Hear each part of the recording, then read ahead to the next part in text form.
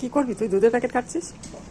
Cake তো অনেক খেয়েছো। হ্যাঁ ফাদার্স ডে স্পেশাল একটা নতুন জিনিস করছি, আমিও ফার্স্ট টাইম ট্রাই করছি। হ্যাঁ। তাই দেখি কেমন হয়। কি করছি বলো তো? কি? ছানা পোড়া। ছানা পোড়া? ও ছানা পোড়া আমরা তো পুরীতে গিয়ে খেয়েছি। সে ছানা আজকে, পোড়া? হ্যাঁ আজকের কথা, আমার বিয়ের আগে খেয়েছি। এবার মেয়ের হাতে ছানা পোড়া খেয়ে দেখো কেমন হয়। আমিও প্রথমবার করছি, একটু ভয়ে ভয়েই করছি। খুব সুন্দর হয় খেতে। খেতে তো সুন্দর হয়, কিন্তু আমি তো আই এম নট প্রফেশনাল। এবার দেখি কি হয়। ভালোই হবে। 2 প্যাকেট দুধ এনেছি, 1 লিটার দুধের করি প্রথমে, তারপরে দেখা যাবে। একদম অল্প মিষ্টি করবো, বুঝেছো মা? হ্যাঁ তোমার বাবার কথা মাথায় রেখেই আমি করছি ব্যাপারটা। হ্যাঁ অল্পই দিবি। কেক তো সেলিব্রেশনে অনেক খাওয়া হয়, এটা হ্যাঁ। কমন ব্যাপার, আমি বাড়িতে কেক করি, কিন্তু এইবারটা করবো একটা স্পেশাল ছানা পোড়া। তাও সর্বপ্রথম আগে দুধের ছানাটা কাটিয়ে নিতে হবে। বাবা, লাইটারই তো করাতে পারছি। কাটো। ও মাই গড, এরকম হচ্ছে কেন? কমিয়ে দে, কমিয়ে দে।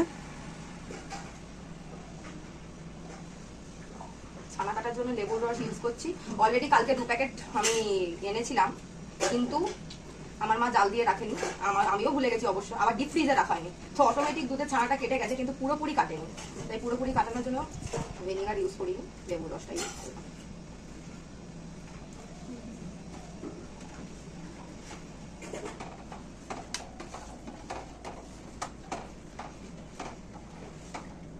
ছানাটা কেটেছে না মা? হুম কেটেছে, ভালোই হয়েছে ছানাটা। ছানাটা ভালো হয়েছে? দেখো ভালো হয়েছে। হ্যাঁ।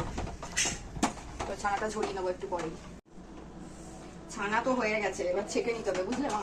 ছেঁকে নে। 2 প্যাকেট দুধে কত জল বেরালো, বুঝলে? এ মানে আই ওয়াশ, এগুলো হচ্ছে আই ওয়াশ। সাবধানে ধরিস, গরম জিনিস।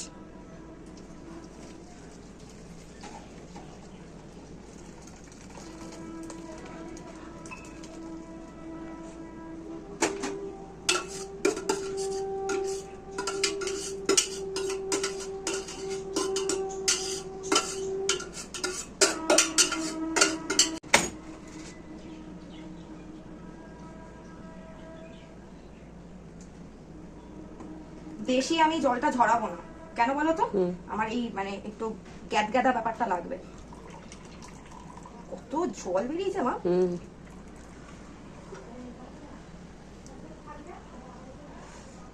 ভীষণ গরম। এই ছানার জলটা দিয়ে অনেকে ময়দা মাখে নানপুরি করার জন্য। তাহলে রেখে দাও, ময়দা মাখবা।